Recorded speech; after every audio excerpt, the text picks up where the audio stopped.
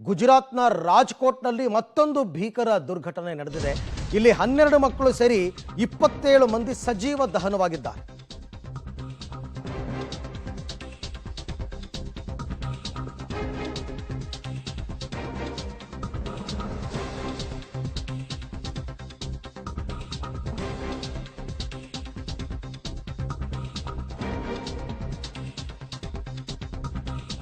ಗುಜರಾತ್ನ ರಾಜ್ಕೋಟ್ನಲ್ಲಿ ಭೀಕರ ಅಗ್ನಿ ದುರಂತ. 12 ಮಕ್ಕಳು ಸೇರಿ 27 ಮಂದಿ ಸಜೀವ ದಹನ. ಗೇಮಿಂಗ್ ಝೋನ್ ಇದು. ಈ ಗೇಮಿಂಗ್ ಝೋನ್ನಲ್ಲಿ ಅಗ್ನಿ ಅವಘಡ ಸಂಭವಿಸಿದೆ. 50ಕ್ಕೂ ಹೆಚ್ಚು ಮಂದಿಗೆ ಗಾಯಗಳಾಗಿದೆ. ಸಾವಿನ ಸಂಖ್ಯೆ ಇನ್ನೂ ಹೆಚ್ಚಾಗುವ ಸಾಧ್ಯತೆ ಇದೆ.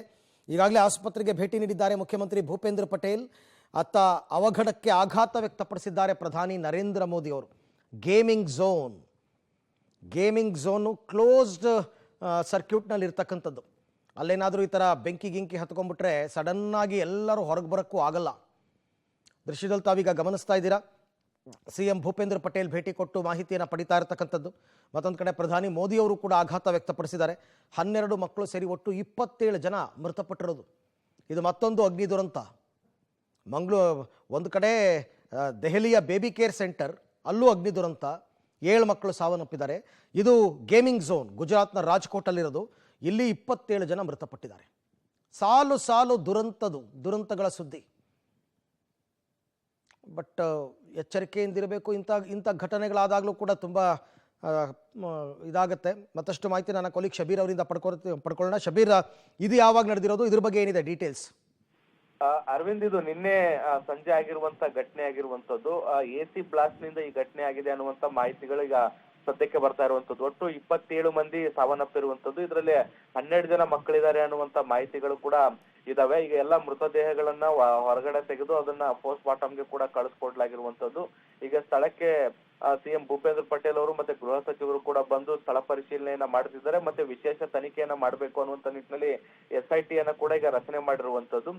ಮೃತ ಕುಟುಂಬಗಳಿಗೆ ಈಗಾಗಲೇ 4 ಲಕ್ಷ ರೂಪಾಯಿ ಪರಿಹಾರವನ್ನ ಮತ್ತೆ ಗಾಯಾಳುಗಳಿಗೆ 50,000 ರೂಪಾಯಿ ಪರಿಹಾರವನ್ನ ಈಗಾಗಲೇ ಘೋಷಣೆಯನ್ನ ಕೂಡ ಮಾಡಲಾಗಿರುವಂತದ್ದು. ಇದನ್ನ ವಿಸ್ತೃತವಾಗಿ ತನಿಖೆ ಮಾಡ್ಲಿಕ್ಕೆ ಈಗ SIT ಯನ್ನ ಕೂಡ ರಚನೆ ಮಾಡಲಾಗಿದೆ. CM ಕೂಡ ಈಗ ಅದ್ರ ಸ್ಥಳ ಪರಿಶೀಲನೆಯನ್ನ ಮಾಡ್ತಾ ಇದ್ದಾರೆ. ಅರವಿಂದ್, ಓಕೆ, ಥ್ಯಾಂಕ್ ಯು ತಮ್ಮೆಲ್ಲ ಮಾಹಿತಿಗೆ ಶಬೀರ್.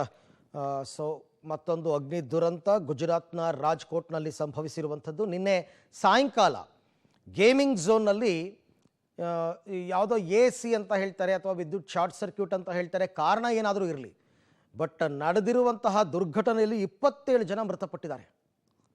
27 ಜನ ನೋಡಿ. ಇನ್ನೂ ಕೂಡ ಕಾರ್ಯಾಚರಣೆ ಹೆಂಗೆ ಸಾಗ್ತಾ ಇದೆ ಅಂತ. ಅಲ್ಲಿ ಏನಿತ್ತು, ಏನೇನು ಹೊತ್ತು ಉರಿದಿದೆ, ಇದು ಯಾವುದೂ ಗೊತ್ತೇ ಆಗಲ್ಲ. ಆಮೇಲೆ ಒಂದು ಕ್ಲೋಸ್ಡ್ ಡೋರ್ನಲ್ಲಿ ಇರಬೇಕಾದ್ರೆ ಈ ಥರ ಆದಾಗ ಎಲ್ಲ ಹೊರಗೆ ಬರೋಕ್ಕೂ ಆಗಲ್ಲ. ನೋಡ್ತಾ ಇದ್ದ ಹಾಗೇ ಸಜೀವವಾಗಿ ಸುಟ್ಟು ಹೋಗ್ಬಿಡ್ತಾರೆ. ಅದೇ ರೀತಿ ಘಟನೆ ಇವಾಗ ಗುಜರಾತ್ನ ರಾಜ್ಕೋಟ್ನಲ್ಲಿ ಸಂಭವಿಸಿದೆ. ಬೆಳಗ್ಗೆನೇ ಕೆಲವು ಸುದ್ದಿಗಳು ಈ ಥರದ್ದು ಸ್ವಲ್ಪ ಆಘಾತ, ದಿಗ್ಭ್ರಮೆಗೆ ಕಾರಣ ಆಗುತ್ತೆ. ನಿಜ, ಚಿಕ್ಕ ಮಕ್ಕಳು ನೋಡಿ, ಪಾಪ ದೆಹಲಿಯ ಬೇಬಿ ಕೇರ್ ಸೆಂಟರ್ನಲ್ಲಿ ಪುಟಾಣಿ ಮಕ್ಕಳುಗಳನ್ನ ನೋಡ್ಕೊಳ್ಳೋಕ್ಕೆ ಪೇರೆಂಟ್ಸ್ ತಂದುಬಿಟ್ಟಿರ್ತಾರೆ.